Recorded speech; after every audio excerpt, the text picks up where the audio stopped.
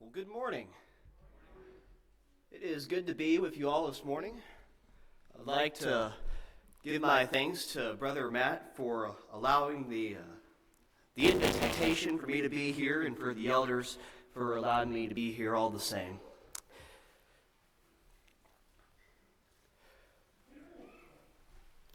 Congress shall make no law respecting an establishment of religion or prohibiting the free exercise thereof, or abridging the freedom of speech or of the press, or the right of the people peaceably to assemble and to petition the government for redress of grievances. Now, this you know to be the First Amendment. And along with 9 other amendments, it was ratified on December 15th of 1791. And in a large way, the religious freedoms within American society have remained intact since that time. But when we think about God's people, that has not negated the cultural pressures that press on God's people and that challenge them to hold on to their Christian identity. And so when pondering this concept of cultural pressures, I was reminded of the example given to us in Daniel chapter 1. In Daniel chapter 1, Daniel and his friends, many young men from the nation of Judah, were deported to Babylonia, a foreign, polytheistic, oppressive society where their faith would be tested. Now, will we, like ancient Judah, find ourselves in a society similar one day? It's not for me to say. But might I say this instead? As citizens of the kingdom of heaven, every day we find ourselves in the midst of a land opposed to God.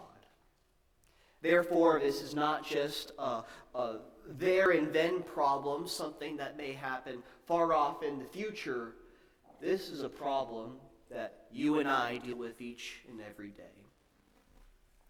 Therefore, I consider it wise to consider the example of Daniel and his friends as they braved what was then the great unknown. And when I read about Daniel and his example, I find this: God's people must dedicate themselves to long-term faithfulness, even amidst an ungodly society. And so we are then presented with the question, how do we become dedicated to a lifetime of faithfulness? How is this possible? Might I consider some thoughts this morning? In the first place, recognize that God is still in control. You will...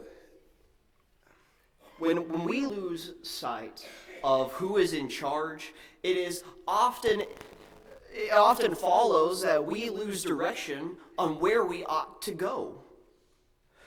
Read with me in Daniel chapter 1 and look at the first 2 verses. In the 3rd year of the reign of Jehoiakim, king of Judah, Nebuchadnezzar, king of Babylon, came to Jerusalem and besieged it. And the Lord gave Jehoiakim, king of Judah, into his hand, with some of the articles of the house of God, which he carried into the land of Shinar to the house of his God. And he brought the articles into the treasure house of his God. Now, you will note the very specific language that is being used here. And specifically how Daniel describes this giving into the hand of Nebuchadnezzar. It says, and the Lord gave Jehoiakim, king of Judah, into his hand. Now, Jehoiakim was not put on the throne by Israel, but rather by Pharaoh Necho of Egypt. And he had put his faith in Egypt to protect Israel with the coming Babylonian Empire. And you can read about that in 2 Kings 23. Well, as it turns out, that was a bad plan because both Judah and Egypt would lose significant battles those years, and Babylon would come out on top. But Jehoiakim and many others are accounted to having done evil in God's eyes.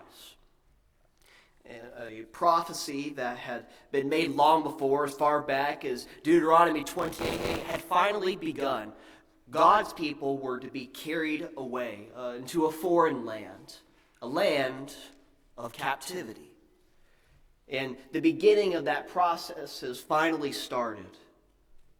And yet, in spite of this, despite all of Babylon's power, Daniel reminds us of who is really responsible behind this. The Master, the Adonai, the Lord. It is his bidding. Despite all that Babylon seemed to have in this point of history, which was a lot, it was only by God's allowance that this captivity came to pass. It reminds me a lot of the words in Acts 17:26, which says that God has determined the pre-appointed times of all the nations in the boundaries of their dwellings. But it's only in the following verse that we get a clarification as to why God assumes this providence, so that all people may seek him. God has not changed since the days of Daniel, nor since the days of Paul. God is sovereign and desires that you would see him as master. But just as God can use the nations to test his people, so too does he help his people in times of oppression. Now, we'll get into some more of the specifics of the exact nature of this conflict, but in short, Daniel and his friends are undergoing an intense assimilation process. Everything about their world is changing. But when faced with a sinful practice, Daniel says, no, I can't give in to that. And he had purposed in his heart to do so, verse 8. God, seeing that Daniel had purposed his heart, gave him the opportunity to demonstrate his faithfulness. Look in verse 9. Now God had brought Daniel into the favor and goodwill of the chief of the eunuchs. And it was through this goodwill that Daniel proposed this idea, this proposition. And despite how ridiculous it may have sounded, and despite the importance with which the master of the eunuchs needed Daniel and his friends in good condition, he decided to go along with it. And after this day of this trial period of testing, they came out looking better, more physically adept at the end than at the beginning. And so God was working within their life, providing them the opportunity to demonstrate their faith. And it was upon that God even rewarded the young men with knowledge and skill that surpassed all the others within the region. And then Daniel, the understanding in visions and dreams, verse 17. So carrying forward into the rest of the book is important.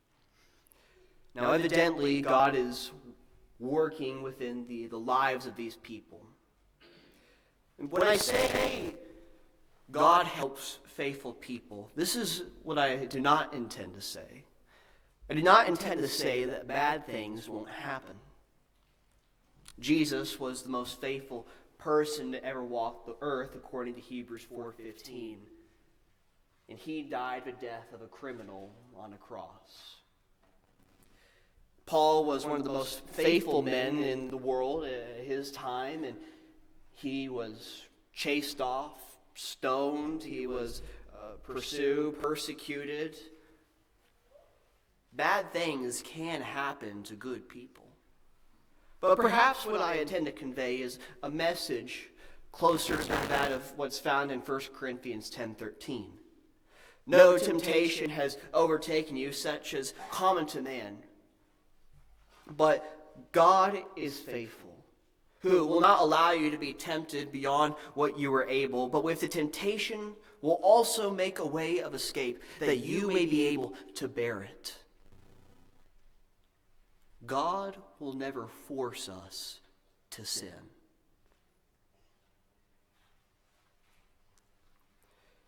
There will always be an opportunity for righteousness, and that might not always be easy. Dedicating yourself to long-term faithfulness means recognizing that God is in control. Now, in the second place, eliminate doctrinal and moral compromise. Eliminate doctrinal and moral compromise. It shouldn't even be a part of the vocabulary. Defilement must never be the plan of action, nor should it even be the backup plan. I had previously alluded to the assimilation process, the integration into the Babylonian culture. Well, here's what that looked like. They were moved into a society that was completely different than their own. They were to study Babylonian culture for the next 3 years. They were moved into the palace, a very different environment. They had their names changed from names that honor the God of Israel to names that honor the gods of Babylon. And they were to eat of food and drink by the government's provision from the king's table. And yet, despite everything working against him, Daniel purposed in his heart not to defile himself with the king's delicacies. Now, there is a big discussion to be had as to what exactly is in the nature of partaking of the king's delicacies that would have been defiling. I tend to, with my current study, I'm under the presumption that it runs parallels to who Daniel would choose to worship. And by partaking of these ingredients, that he would be in some way submitting himself to the god of Babylon. But I encourage you to study that for yourself. What is pertinent to this lesson is that in taking of the king's food, there was something defiling about it. And that was sinful. That's the way that the word is used in other places. Daniel stopped at sin. Despite everything else that was changing, he would not give in when he would compromise his faith to God. There may be a lot of things about American culture that we don't like. But unfortunately, a lot of these things we can't change. Now, does that mean we don't pray about these things? Does that mean we don't pray for peace? Does that mean we don't teach about things? We certainly do. And we can put our trust in God to take care of those things. But when thinking about our own responsibility, that's just it. We have a choice whether we engage with sinful cultural practices. I don't always like how Western culture presents truth. Whether it's my truth is my truth, your truth is your truth, or whether there's no truth at all, regardless of what everyone else thinks, I have a choice to believe in truth. Jesus says, I am the way, the truth, and the life, according to John 14:6. And no one comes to the Father except through me. I don't always like how American culture views marriage. Matthew 19:5 says that marriage is one man, one woman for life, and Hebrews 13:4 says fornicators and adulterers will be judged. I can't necessarily change the laws that Congress has in place. But what I can choose to do is how to conduct my own life, to live in purity according to God's standard and by his laws for marriage. And I could probably list a number of different things where God's law and the world's culture collide. But the point is this: no matter how assimilated into a culture you become, never forsake God's standard. Commit yourself to long-term faithfulness. What that means is eliminating any form of doctrinal or moral compromise. Now, on the flip side of that, we bring ourselves to point number 3. And that is to work within the system as best as possible. And when we talk about this, what we'll find is that the best way is not always the easiest way. Daniel not only had the pressures of a culture, but also the responsibilities to a government that he was now under. Being firm in his conviction, Daniel proposes to the steward an alternative plan that is well within accordance to God's laws. Daniel asks to be fed with vegetables for 10 days, enough time for the effects of a diet to be visible, to be seen. But you will notice the way that Daniel confronts the steward. Look with me in verses 12 and 13. He says, "Please test your servants for 10 days, and let them give us vegetables to eat and water to drink. Then let our appearance be examined before you, and the appearance of the young men who eat the portion of the king's delicacies. And as you see fit, so deal with your servants." Now, do you see the way that Daniel talks to this man? It is not with a certain brashness. It is not with, we're doing this and take that. It is with respect. It is done with a recognition of who the steward is and the authority that is over him. He says, "Please, do as you see fit." And I think what you have here is an interesting contrast between Daniel, who's presented in this chapter, and Jehoiakim, who is presented at the beginning of the chapter. Allow me to explain. Both men were young men from a royal line who had had their names changed, were taken to Babylon, served for 3 years, and had resisted Babylon. These are the things that they have in common. Yet what we see different is that Jehoiakim rebelled through revolt. He put his trust in Egypt and had fought back against Babylon, against God's way of doing things. Well, he lost. Daniel, well, he too rebelled against Babylon, except he did it differently. Daniel did it within the system. He did so through obedience.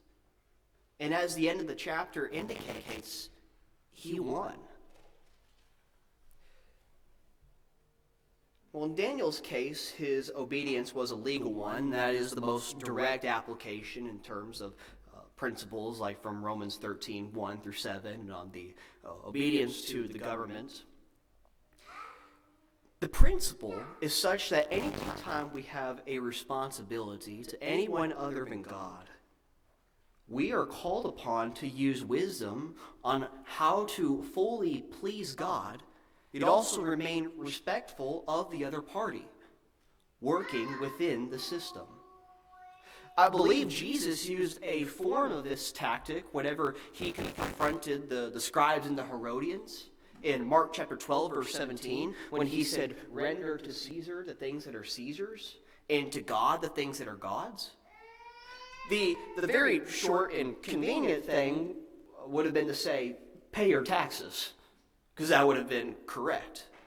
But by doing so, he would have unnecessarily upset a lot of Jews and would have fallen right into the pit or the trap of the scribes and the Herodians. And so instead what Jesus does is he finds an answer that doesn't directly align with either side of the pit that the scribes and the Herodians want Jesus to fall into. Rather, he gives an answer that underlies the core principle of rendering service to God, rendering based on the things that you own, and giving glory to God. And so through his answer, he actually accomplishes more while still getting the same message across, which is, since you own these things, you have the inscription of Caesar on this coin, you need to pay your taxes. Perhaps I might give a modern day example. I think one of the biggest representations of world culture or American culture, however you want to see it, is that of sports. And so imagine just for a second you've made two commitments. On one hand, you have committed to going to church on Sunday, gathering together with the saints. But on the other hand, either you or your child or whoever it may be have also made a commitment to the soccer team. And this particular Sunday, they have scheduled a game that conflicts directly with the time of worship. And so the question is what do we do?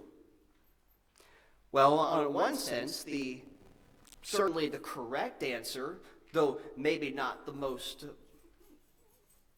maybe not the answer that satisfies the both parties as best as possible, is just to say, I'm going to go to worship, and that's that. Certainly a correct answer.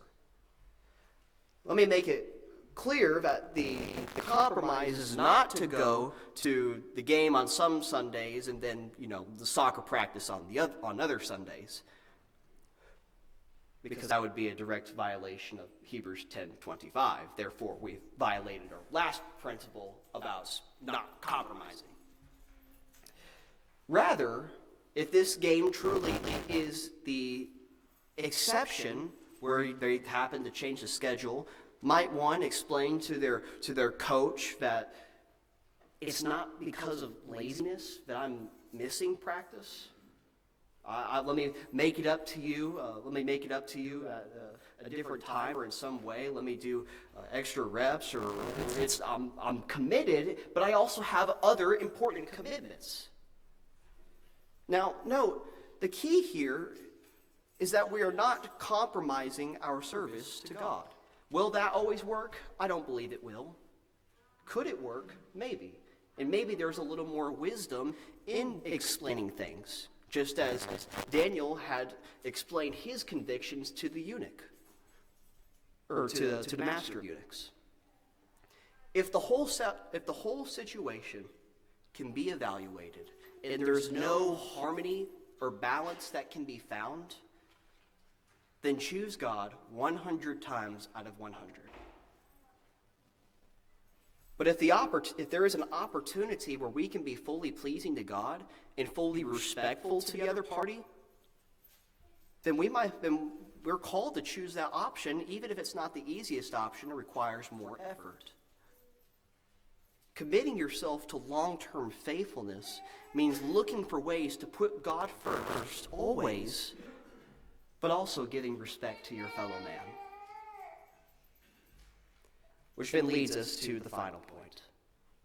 In the fourth place, remember God will deliver his people. When we lose sight of the end, we are tempted to give up hope. If you look at the end of the chapter, the day of reckoning has finally come. After 3 years, the inspection had finally arrived. And because of the things that God had given them, they had passed with flying colors.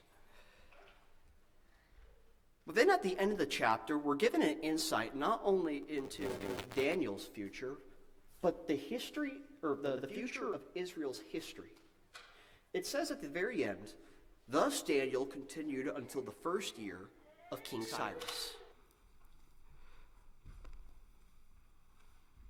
In the first place, you'll note that just mathematically speaking, the commitment that Daniel made at the beginning of his life set him up for 65 years of service. The second thing you might note is a parallel to the beginning of the chapter. The chapter begins with a king reigning, Babylon conquering Judah and the temple being raided. But the chapter ends with a king reigning, but this time it's Cyrus, king of Persia, who conquered Babylon, therefore freeing Judah. And if you read what happens at that time in Ezra 1:1-4, now the temple is able to be rebuilt. So it's a complete contrast to what you have at the beginning. What it points out is this. Even at the beginning of Israel's captivity, there is a glimmer of hope that one day his people will be freed, that one day his people will be delivered. And it highlights one of the core themes throughout the book of Daniel. Nations come, nations go, they rise and they fall, but God's people still remain. God's people will be delivered. Just thinking about the Christian age, Christians have gone through a lot.